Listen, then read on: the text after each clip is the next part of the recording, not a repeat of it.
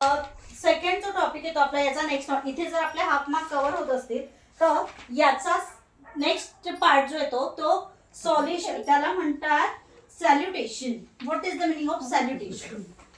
सॅल्युटेशन याचा अर्थ असा होतो की जेव्हा आपण आपल्या घरच्यांना पत्र लिहितो आहे तेव्हा पत्र लिहिताना आपण डिअर लिहित असतो. डिअर मॅम, डिअर फ्रेंड, फ्रेंडचं नाव डिस्क्राईब करत असतो. Dear mom, dear dad, dear uncle असं त्याला म्हणतात. मग इथे आपल्याला जर सपोजली आपल्या जवळची व्यक्ती आहे त्याला आपण लिहितो आहे, सपोजली आपण आपल्या फ्रेंडचं नाव टाकायचं, डिअर आपण टाकू शकतो तन्मय. आपल्याला पत्र लिहायचंय आपल्या मैत्रिणीला म्हणून. आणि जेव्हा पण तुम्ही डिअर टाकताय तिथे लगेच आपल्याला कॉमा टाकायचा आहे आणि जिथून आपण कॉमा टाकतोय तिथून आपल्याला लेटर स्टार्ट करावं लागतं. त्याच्यानंतर इथे जर व्यवस्थित टाकलेलं आहे तर इथे आपल्याला हाफ मार्क मिळणार आहे लेटरचा. आफ्टर दॅट थर्ड जो नेक्स्ट असतो, इथे हाफ मार्क कव्हर झाला, इथे हाफ मार्क कव्हर झाला. त्याच्यानंतर आपल्या जी पत्राची बॉडी आहे, बॉडी म्हणजे what is the meaning of body.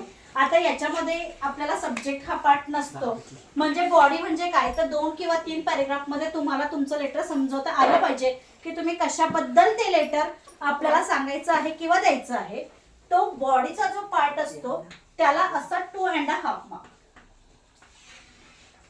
After that body part झाला की आपल्याला एक कॉम्प्लिमेंटरी किंवा लेटर क्लोज करायचं असतं.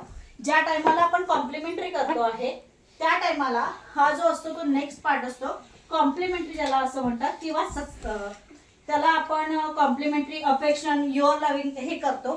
तर आपला लास्ट जो आहे जेव्हा आपण आपल्या घरच्यांना पत्र लिहितो आहे तर आपण त्यांना युअर लव्हिंगली असं म्हणतो, फेथफुली म्हणत नाही की ते. कारण काय की जेव्हा फेथफुली येतं तेव्हा ते इन्फॉर्मल म्हणजे फॉर्मल लेटरला जातं, तर ते आपल्याला करायचं नाहीये. ओके, सो इथे आपण टाकू शकतो युअर लव्हिंगली XYZ. याच्यामध्ये ऑलमोस्ट आपलं नाव असं आहे नियम बोर्डाचा की याच्यामध्ये जेव्हा पण आपण लेटर लिहितो आहे त्या टायमाला आपलं नाव आपण टाकायचं नसतं. म्हणजे इथे आपण ABC XYZ असं काहीही टाकू शकतोय. त्याच्यानंतर एवढं संपवून जर सपोज तुम्ही हे प्रॉपर लेटर लिहिलेलं आहे, इथे तुमचा ऍड्रेस लिहिताना नेहमी लक्षात ठेवायचं आहे की प्रत्येक ठिकाणी आपला कॉमा आला पाहिजे. ओके, मी तुम्हाला एक वेळ ऍड्रेस लिहून दाखवते आहे की कशा प्रकारे जर तुम्ही ऍड्रेस लिहिला तर आपल्याला मार्क मिळू शकतात. जर सपोजली माझा ऍड्रेस आहे इथे, आपली पहिले पूर्वी काय व्हायचं की आपण ऍड्रेस लिहिताना इथे डेट लिहायचो आणि नंतर कॉमा टाकून मग पुढे लेटर सुरू करायचो. बट आता आपण असं करायचं आहे की इथे सुरुवातीलाच डेट टाकायची आहे. सपोजली आपण टाकूयात की आपल्याला डिसेंबर म्हणजे 29 डिसेंबर, तर डिसेंबरची 29 डिसेंबरची आपल्याला स्पेलिंग लिहायची आहे. डिसेंबर म्हणजे तुमचा 12th मंथ येतो, म्हणजे 29/12 असं टाकायचं नाही. 29 डिसेंबर 2025 असं टाकून मग पुढे आपल्याला 10 कॉमा. सपोजली मी अथर्वशिल्प मध्ये राहते आहे किंवा तिथे आपल्याला ऍड्रेस दिलेला आहे अथर्वशिल्प अपार्टमेंट, इथे द्यायचा कॉमा. नंतर शिंगाळा तलाव,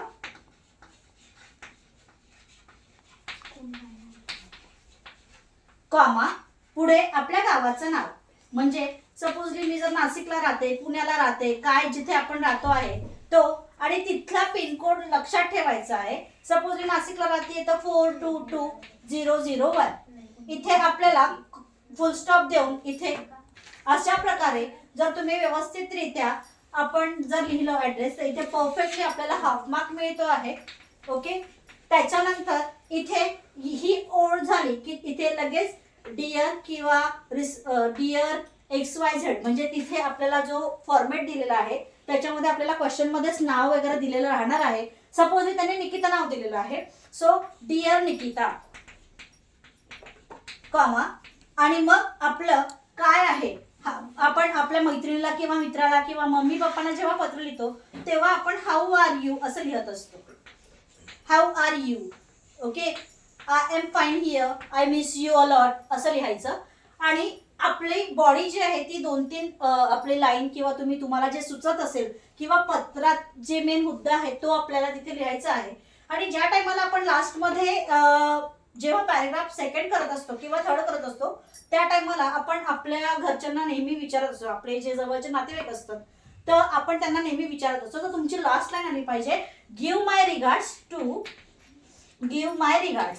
रिगार्ड्स म्हणजे काय, आपण त्यांना रिगार्ड्स म्हणजे काय आपण त्यांना विचारतोय. Give my regards to uncle and aunty म्हणजे आपण मैत्रिणीला पत्र लिहितोय तर आपण त्यांच्या आई वडिलांना पण विचारतो आहे, म्हणजे give my regards to uncle and aunty. आणि जर सपोज आपल्या मित्राला किंवा मैत्रिणीला जर लहान भाऊ असेल तर lots of blessing,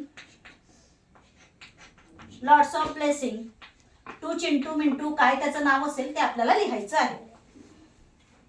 lots of blessing to Sonu. Okay. आणि इथे आपल्याला थँक्यू करून, आता थँक्यू करून पत्र क्लोज करायचं आहे, युअर लव्हिंगली लिहायचं आहे. ओके. मी इथे तुम्हाला दाखवते आहे. आता सपोज मी इथे सोनू मोनू काय होतं आपलं ते लिहिलं, त्याच्यानंतर मी आपण रिगार्ड्स दिले, नंतर thank you and miss you a lot. आपण आपल्या मित्रांना मिस करतो ना, मग मिस यू अ लॉट टाकायचं आणि इथे टाकायचं युअर लव्हिंगली. हे बघा, ज्या टायमाला आपण असं लिहितोय तिथे पण कॉमा टाकून मग ABCXYZ तुम्हाला काय टाकायचं आहे ते तुम्ही टाकू शकता, पण आवश्यक प्रत्येक इथे आपल्याला फुलस्टॉप कॉमा जिथे वापरता येतो आहे तिथे वापरायचं आहे. छान. असं ज्या टायमाला तुम्ही लेटर परफॉर्म करतात, हे बघा बोर्डाचे काही नियम असतात, प्रत्येक इथे पूर्ण मार्क तुम्हाला 5 पैकी 5 दिले जात नाही. तुम्हाला 5 आउट ऑफ कमीत कमी जर 3.5 किंवा 4 मार्क मिळवायचे असतील आणि तुम्ही जर असे प्रत्येक पॉइंट वाईज लेटर लिहिलेलं असेल तर तुम्हाला इथे कमीत कमी 3.5 किंवा 4 मार्क